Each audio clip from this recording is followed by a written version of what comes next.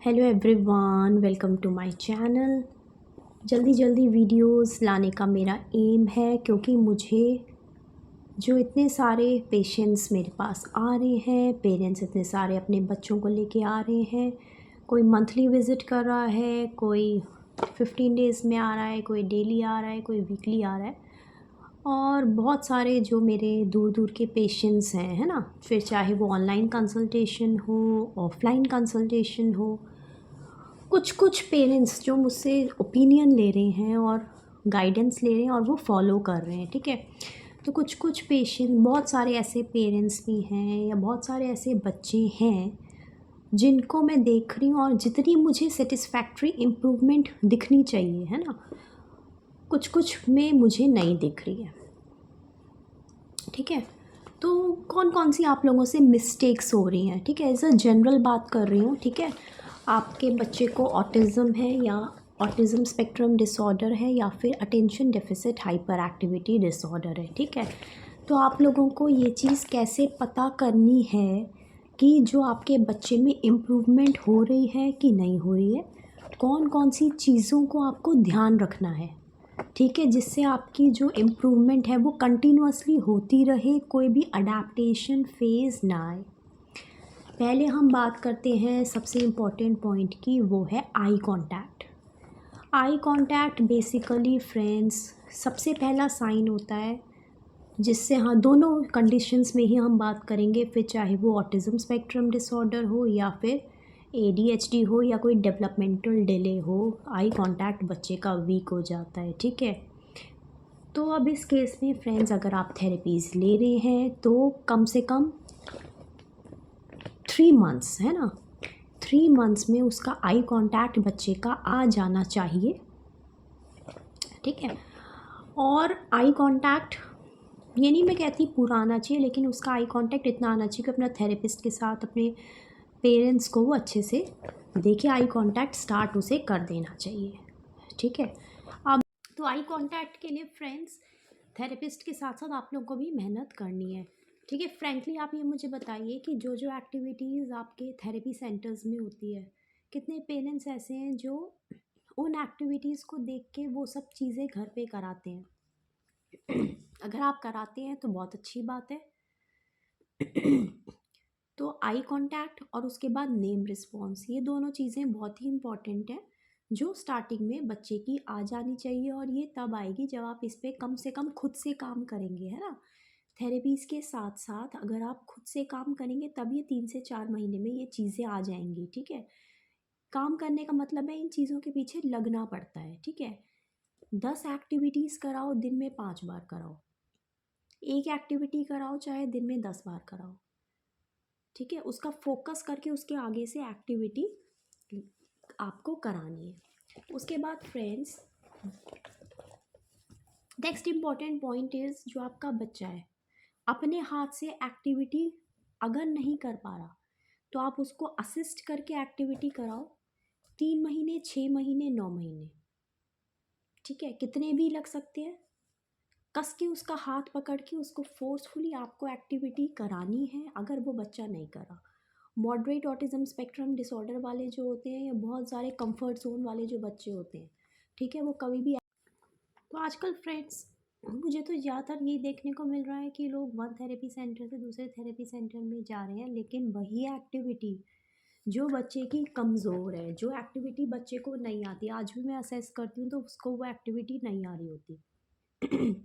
बहुत सारे ऐसे बच्चे हैं फ्रेंड्स जो अपने हाथ से एक्टिविटी नहीं डाल पा रहे हैं।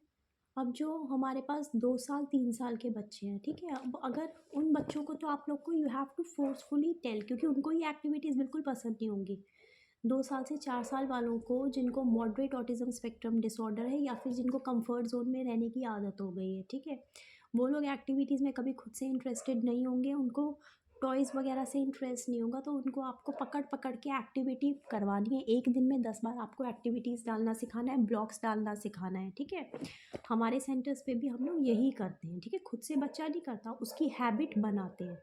जिस तरह कहते हैं ना, हैबिट फॉर्मिंग बिहेवियरल डिसऑर्डर हो जाते हैं, इसी तरह इसकी हम हैबिट बनाते हैं, क्योंकि इन बच्चों में फिक्सेशन जल्दी हो जाती है। एक्यूप्रेशर पॉइंट्स को स्टिमुलेट करते हुए बच्चे को सब कुछ सिखाना है। पहले तो ये आप लोग को नहीं कहना कि बच्चा कर नहीं रहा, करता ही नहीं, करता ही नहीं। सबसे ज़्यादा मुझे ये सुनने में आता है कि बच्चा काम नहीं करता, वो तो करेगा नहीं बच्चा, because he is in the spectrum. Understanding part उसका वीक है, कंफर्ट जोन वाला वन वे कम्युनिकेशन उसका स्ट्रॉन्ग है, अपने मन मुताबिक काम करना उसको अच्छा लगता है, ठीक है? किसको अच्छा नहीं लगता अपने मन के अकॉर्डिंग काम करना, है ना? सबको ये एक नॉर्मल चीज़ है ना? हम लोग भी अगर चाहेंगे, हम लोग कम क्या मन जो हमारा मन करेगा, सबकी यही मन करता है कि हमें जो अच्छा लगे, जो हमारे कंफर्ट ज़ोन में हो, हम 10 बजे तक सोएँ, 12 बजे तक सोएँ।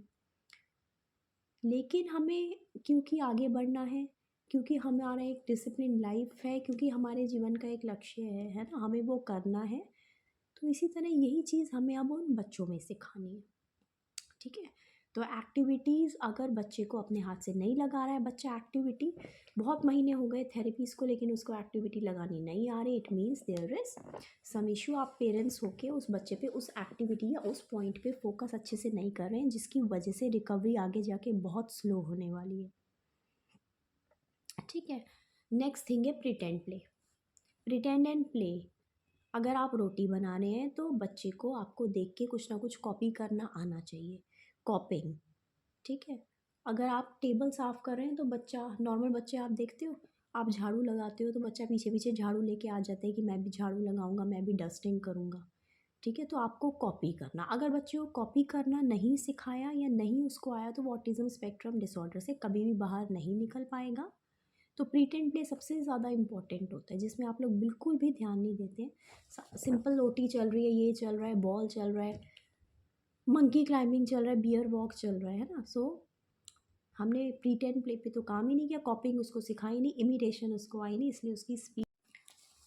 तो सबसे ज़रूरी, हमें अगर इमिटेशन नहीं आती, वर्बल इमिटेशन तो बात की बात है कि जब आप एप्पल बोलो आपका बच्चा एप्पल बोले, रिपीट करे। लेकिन अगर उसको कॉपी करना नहीं आता आपको, आप कोई एक्टिविटी कर रहे हो, आप कुछ भी चीज़ करा रहे हो, अगर उसको कॉपिंग नहीं आती है ना, तो इसका मतलब है आपके बच्चे की रिकवरी बहुत स्लो जा रही है। स्पीच फिर भी लास्ट की बात है। तो अगर आपने उसको ये नहीं सिखाया कि टमाटो कौन सा है, पोटैटो कौन सा है, शैम्पू कौन सा है आपके बाथरूम में, तो ये सारी थेरेपीज़ का यूज़ नहीं है। ठीक है? जनरल चीज़ें अगर बच्चे को नहीं पता है, अगर वो, आप बोल रहे हो कि रिमोट टीवी का उठा के लाओ, ठीक है। बाथरूम में शैम्पू, साबुन, मग, रसोई में कटोरी, चम्मच, लाइव चीज़ें बच्चे को सारी चीज़ें लाइव पता होनी चाहिए। ठीक है? बहुत सिंपल कमांड्स नहीं, थोड़ी सी कॉम्प्लेक्स कमांड्स को पता चाहिए, ये चीज़ इसको देकर आओ, अपने सारे टॉयज़ उठाकर इसमें डालो, इस बॉक्स से सारे फ्रूट्स उठाकर इस फ्रूट इस पे डालो, इस बास्केट से इस पे डालो। सिंपल ये जनरल चीज़ें अगर ये नहीं पता तो फिर ये जनरल चीज़ों के लिए, अगर इतनी जनरल चीज़ों की अंडरस्टैंडिंग नहीं है तो उसके बाद फिर आपका थेरेपीज़ लेना या 1 आवर में कुछ वर्थ नहीं है ना? तो ये सारी चीज़ें अगर आप घर में उस बच्चे को प्रैक्टिस नहीं करा रहे, अगर आप ना सारे काम छोड़ के बच्चे को टाइम नहीं दे रहे हो, बच्चे को वो वाली चीज़ नहीं करा रहे हो जिसमें वो वीक है। एक-एक पॉइंट आप ले लो बच्चे का, ठीक है? जैसे आज आप उसको सिर्फ़ एक ब्लॉक्स बनाना सिखाएँगे। उसका हाथ पकड़ेंगे, उसको ब्लॉक्स बनाना सिखाएँगे, सुबह सिखाया, दोपहर में सिखाया, शाम को सिखाया, रात को सिखाया, सोने से पहले सिखाया। स्टोरी सिखानी है, स्टोरी बोलनी सिखानी है, स्टोरी रिकॉग्निशन सिखाना है, ठीक है? लैंग्वेज सिखानी है, कम्युनिकेशन सिखानी है, ठीक है? और कंफर्ट ज़ोन से जब तक बच्चा बाहर नहीं आएगा ना अपने, तब तक वो नहीं सीखेगा। अगर बिना बोले आप उसको टाइम देख के उसको खाना-पीना दे रहे हो, तो फिर बच्चे की स्पीच नहीं आएगी। फिर तो हैबिट फॉर्मिंग बिहेवियर उसका बन गया कि मुझे सब कुछ मिल रहा है। ठीक है? तो थोड़ा-सा आपको बच्चे को फ़ोर्स करना पड़ेगा कि उसका गुज़ारा नहीं चल रहा, कि येस, उसको कोशिश करनी है। बहुत सारे ऐसे बच्चे होते हैं कि वो रो पड़ते हैं, है ना? वो कोशिश नहीं करते। बहुत सारे 50% बच्चे तो होते हैं कि फ़ोर्स करने बोल देते हैं चलो मुझे ये चीज़ चाहिए, ये मेरी फ़ेवरेट चीज़ है, चॉकलेट, ऑरेंज, एप्पल। और बहुत सारे ऐसे बच्चे होते हैं जो उस टाइम पे टेंट्रम शो करते हैं, है ना? तो उन टेंट्रम से पिघलना नहीं है आपको। 10 मिनट्स दो, 15 मिनट्स दो, 5 मिनट्स दो, 7 मिनट्स दो, लेकिन हर बार जब आप उसको फ़ोर्स करो तो कभी ना कभी ऐसा होगा, वो दिन बहुत जल्दी आएगा कि बच्चे की स्पीच आ जाएगी। और जब डायरेक्ट स्पीच आ जाती है ना, वर्ड्स वो बोलने लगेगा, तो एप्रेक्सिया होने के चांसेस बहुत ही कम हो जाएंगे। मेनली एप्रेक्सिया रीज़न होता है, इसमें तोड़ तोड़ के बच्चा पूरा भी नहीं बोल पाता और हमें तोड़ तोड़ के वो वाली स्पीच थेरेपी करानी पड़ती है। उसकी डेफिनेटली ज़रूरत ही नहीं पड़ेगी, अपने आप अंडरस्टैंडिंग से डायरेक्ट उसका वर्ड आएगा, सिग्नल है ना, डायरेक्ट सिग्नल आएगा कि उसको बोलना है और उसको वो चीज़ चाहिए। ठीक है। तीसरा है कि बहुत सारे लोग कर्त क्या होता है कि बच्चा जैसे कुछ हाथ में पकड़ के एक्टिविटी पकड़ी हुई है उसने, है ना, उसको पकड़ के कह रहा है इसको नहीं छोड़ूंगा मैं और एक्टिविटी करूँगा। तो ये कभी भी नहीं करना है, क्योंकि उस बच्चे का सारा ध्यान और फोकस अपनी उस एक्टिविटी स्टिमिंग बिहेवियर में होगा। ठीक है, तो उसको थोड़ा सा थोड़ी देर के लिए 2-4 दिन उसके हाथ से एक्टिविटी ले लो, थोड़ा सा वो इरिटेट होगा, एंग्जाइटी और एक्यूप्रेशर वाले पॉइंट्स पे काम कर लो, lavender oil therapy 4 times 5 times कर लो। जैसे ही हैबिट ये टूटी तो बच्चे में इंप्रूवमेंट 3 गुना ज़्यादा आएगा। तो ये छोटी छोटी सी कुछ बातें हैं जिसकी वजह से रिकवरी रुकी हुई है, क्योंकि हम वो एक्टिविटी जिसमें हमारा बच्चा कमज़ोर है उसमें मेहनत थोड़ी सी कम कर रहे हैं घर पे। ठीक है, तो उस मेहनत को 3 गुना कर दो। जो चीज़ नहीं आती उसी पे आप लग जाओ, फिर देखो आपके बच्चे पे कैसे रिकवरी नहीं आती। ठीक है, सो ऑल द बेस्ट।